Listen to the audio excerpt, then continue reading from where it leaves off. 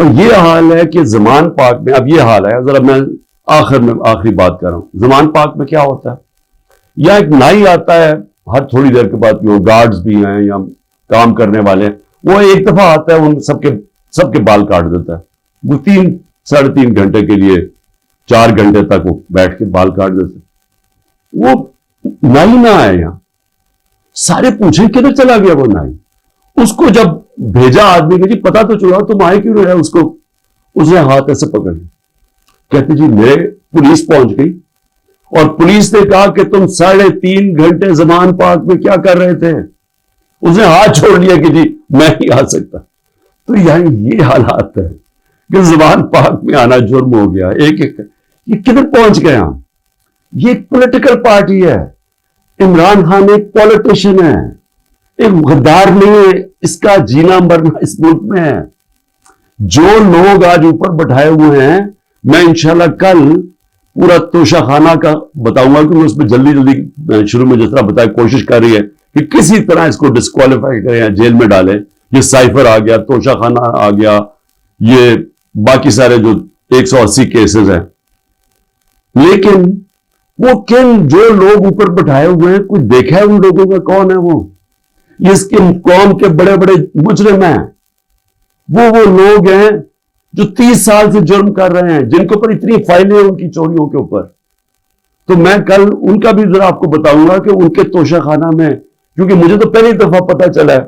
میں نے توشہ خانہ کا ریکارڈ جو لاہور ہائی کورٹ نے ملایا، میں نے پہلی دفعہ ریکارڈ دیکھا تو اس میں تو بڑے انکشاف ہوئے ہیں. تو میں انشاءاللہ کل آپ سے بات کروں گا. لیکن میں صرف آخر میں یہ کہنا چاہتا ہوں، اس ملک کو تباہ نہ کریں. جب ایک قوم میں اچھے برے کی تمیز ختم ہوتی ہے، قوم تباہ ہو جاتی ہے. پہلے اخلاقی طور پہ مرتی ہے قوم، پھر معاشی طور پہ مرتی ہے. سارے جو دنیا کی بڑی بڑی ریاستیں تھیں، رومن امپائر، مسلمانوں کا مغل امپائر، یہ جو عثمانیہ سلطنت، یہ ساری ختم ہونے سے پہلے ان کے اندر اخلاقی طور پہ یہ قومیں مری تھی. اس کے بعد یہ ختم ہوئے تھے، ملک ٹوٹے تھے.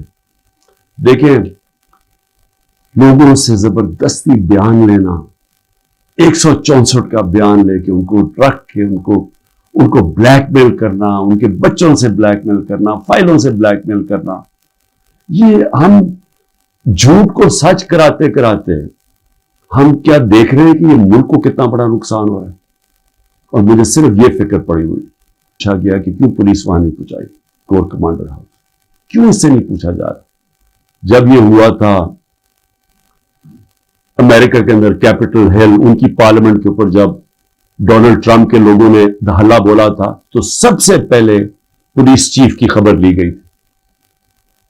اور مجھے یہ پھر سے میں پوچھنا چاہتا ہوں کہ یہ جو عورتوں کو پکڑا ہوا ہے، ہماری اسٹوڈنٹس پکڑے ہوئے ہیں، لوگوں کو جیلوں میں ڈالا ہوا ہے، برے حالات میں رہ رہے ہیں، جو خبریں آ رہی ہیں باہر، کیا کیا ان سے ہوا ہے، وہاں کتنوں سے تشدد ہوا ہے، ان سے اپروول بنانے کے لیے کیا کیا ان کے اوپر ہر قسم کا ظلم کیا گیا. کہ یا کہہ دو کہ عمران خان نے کہا تھا وہاں جا کے تو فائلیں جلا دینا کور کمانڈر ہاؤس میں، کور کمانڈر ہاؤس کو بھی آ گیا فائلیں جلا دینا. ایک یہ کسی کی 164 کا بیان آئے. اس میں کوئی عقل ہے کہ کیا فائلیں پڑی ہوئی کور کمانڈر ہاؤس؟ آج تک مجھے ایک سٹیٹمنٹ بتا دے کہ عمران خان نے اپنی ساری زندگی کبھی کہا ہے کہ تشدد کرو، انتشار کرو، لوگوں کو مارو، جلا دو. ایک میری سٹیٹمنٹ بتائیں 27 سال میں. 126 دن کا دھرنا تھا، پاکستان کی تاریخ کا سب سے زیادہ پروٹیسٹ تھا، لمبا. بتائیں اس کے اندر کچھ کیا، توڑ پھوڑ کی، کچھ جلایا؟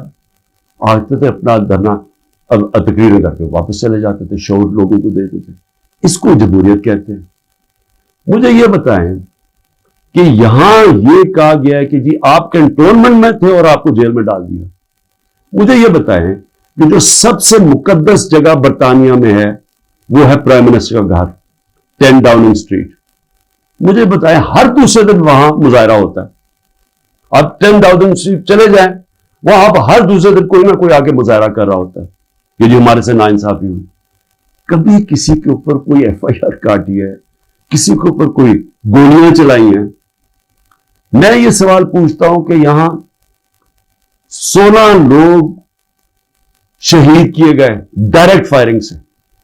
100 سے اوپر کو گولیاں لگی, 3 کی ٹانگیں کٹ گئی. میں یہ پوچھنا چاہتا ہوں کہ اور ایک پیرالائز ہے. کبھی کسی جمہوریت کے اندر اس طرح گولیاں ماری جاتی ہیں اور انکوائری بھی نہیں ہے. انکوائری سے پولیس ان کے گھروں میں پہنچ جاتی ہے.